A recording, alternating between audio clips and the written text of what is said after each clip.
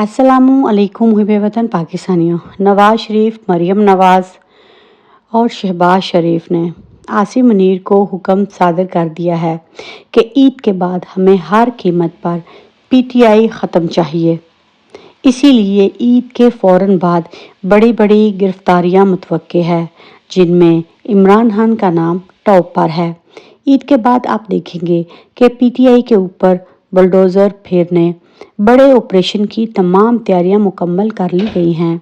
इमरान खान को सियासत से माइनस कर दिया जाएगा, जबकि दो बड़े केसेस में नाअहली और जेल कन्फर्म हो चुकी है। पीटीआई की पोजीशन एमक्यूएम से भी बदतर करने की पूरी कोशिश की जाएगी। इसके अलावा अगले 10 दिन तक सुप्रीम कोर्ट को भी मैनेज करने के लिए, ताकि सुप्रीम कोर्ट भी इमरान खान के खिलाफ फैसला दे, फिर से भरपूर कोशिशें करने का हुक्म सादर कर दिया गया है, क्योंकि इस सियासी मंजरनामे में इमरान खान को ये लोग नहीं देखना चाहते। इसके अलावा आने वाले दिनों में दोस्त ममालिक की तरफ से बड़े मुआहदे जो हैं वो भी साइन होने जा रहे हैं, जिससे पाकिस्तान मुआशी तौर पर मुस्तहकम होता नज़र आएगा। ये दावा है इन लोगों का। लेकिन जब आप लोगों ने भीख ही मांगनी थी, आपने हाथ ही फैलाना था, तो फिर बाजवा ने 6% की सतह से ऊपर जाती हुई माइशत, इमरान खान जैसा ईमानदार वज़ीर आज़म सिर्फ अपनी करप्शन को छुपाने और एक्सटेंशन लेने के लिए शरीफों जैसे चोर और करप्ट खानदानों को रजीम चेंज के ज़रिए साजिश करके इक़्तिदार में लाया गया। मकसद अपने आप को बचाना था, ना कि पाकिस्तान को तरक्की की राह पर उस्तवार करना था। इस आदमी की बदबख्ती देखिए, जिस एक्सटेंशन के लिए मुल्क को दिवालिया कर दिया, इन चोरों के हाथों माइशत तबाह करवा दी। वो ना तो एक्सटेंशन मिली, बल्कि पूरी ज़िंदगी के लिए ज़िल्लत। और अगर यूं कहा जाए कि इसकी वजह से अब हर जगह पर पाकिस्तान की जिस तरह जग रसाई हो रही है, आप मोदी को देख लीजिए, जिसने अमेरिका के अवानों में सच, जो कि कड़वा है लेकिन सच तो सच है, उसने कहा कि पाकिस्तान के खिलाफ हमें अब जंग करने की ज़रूरत ही नहीं। बाजवा और उसके बाद जिन चोरों को बिठा दिया गया है, उनकी पॉलिसियों का हमेयाजा पाकिस्तान ताहियात भुगता रहेगा। जब 2019 में इमरान खान अमेरिका गए थे, तो दुनिया के किसी भी लीडर से बेहतरीन थे। जिस तरह आंख में आंख डालकर इन्होंने बात की थी, वो नरेंद्र मोदी में नहीं, लेकिन इस बदकिस्मत वज़ीर आज़म को इसके आर्मी चीफ ने ही धोखा दिया।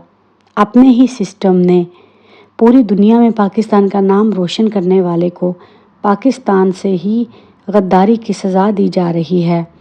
आप सियासी और अवामी मोहब्बत की जंग हार चुके हैं, लेकिन अभी भी समझ जाएं, मिस्टर ताकतवर और हुकूमतें फस्तायत की एक लंबी चार्जशीट है।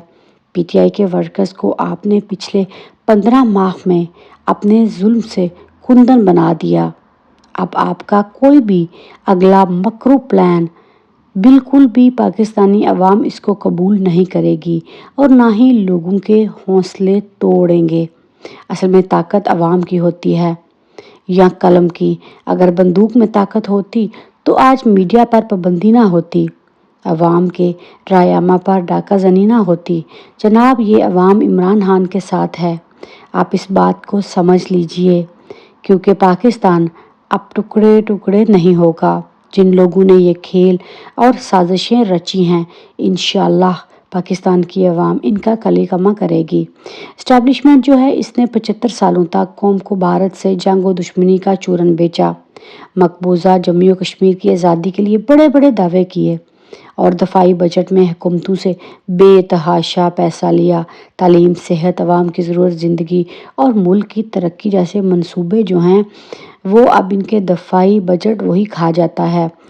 इसके अलावा दूसरी तरफ हम ये भी देखते हैं कि पाकिस्तानियों को दीवार के साथ मुकम्मल तौर पर लगा दिया गया है। आप देख लीजिए कि पूरा मुल्क इस टाइम पर गुर्बत के रोने रो रहा है और सदर आरफ अलवी साहब जो हैं, वो अपने रिश्तेदारों समेत, जिसमें 52 अफराद हैं, वो हज करने सऊदी अरब चले गए हैं। तो सदर आरफ अलवी पीआई की खसूसी फ़्लाइट से सुबह 10:30 बजे जो हैं, वो इस्लामाबाद इंटरनेशनल एयरपोर्ट से जद्दा रवाना हुए।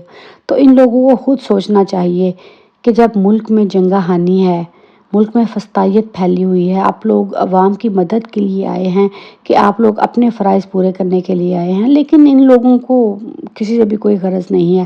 اور دوسری طرف حکومت کا تنخواہ دار طبقے اوپر ایک نیا بم گرا دیا گیا۔ وفاقی حکومت کا ایک سے زائد اداروں سے پینشن ختم کرنے کا فیصلہ۔ ریٹائرمنٹ کے بعد دوبارہ ملازمت پر یا تو تنخواہ ملے گی یا پھر پینشن، ان میں سے آپ کو ایک کا انتخاب کرنا ہوگا۔ اس کے علاوہ جن کے شوہر یا بیوی فوت ہو جاتے ہیں یا شریک حیات کی وفات کے بعد فائدہ اٹھانے والے پینشن کو جو ہے وہ صرف 10 سال کی پینشن ملے گی۔ تو یہ ہے اس محب وطن پاکستانیوں، ان کو لانے والوں کا اصل چہرہ۔ اور دوسری طرف عمران ریاض کے خلاف اب لوگ آواز اٹھانا بند ہو چکے ہیں۔ 45 گزر گئے، لیکن اس تکلیف کو صرف وہی محسوس کرتے ہیں جس کا بیٹا بھائی حامد اور باپ قید میں ہے۔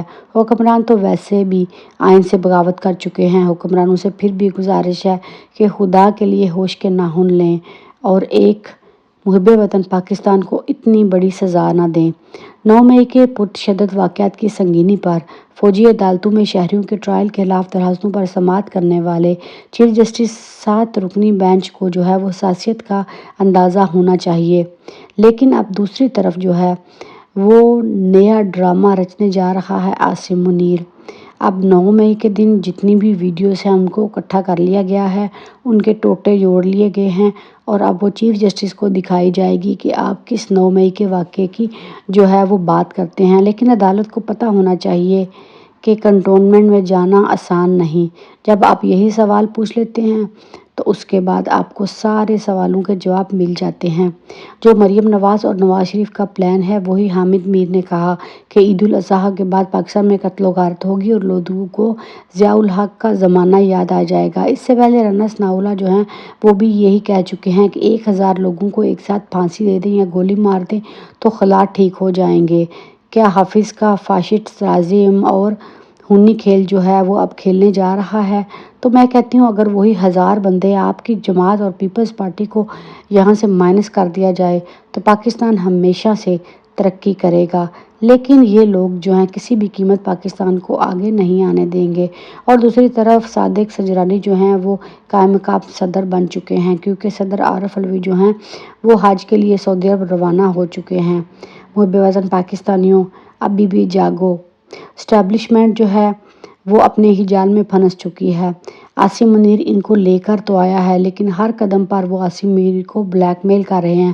اب مریم نواز جو ہیں چاہتی ہیں کہ عید کے فوراً بعد عمران خان کو جو ہے وہ ہر قیمت پر مائنس کرنا ہے اور دوسری طرف کپتان کی واپسی ممکن ہوگی انشاءاللہ سپریم کورٹ کے حوالے سے، اور اب ان کو شکست جو ہے وہ آئین اور قانون کے مطابق ہی ملے گی۔ اور دوسری طرف نواز شریف کا یہ بھی خدشہ ہے کہ مجھے گرفتار نہ کیا جائے۔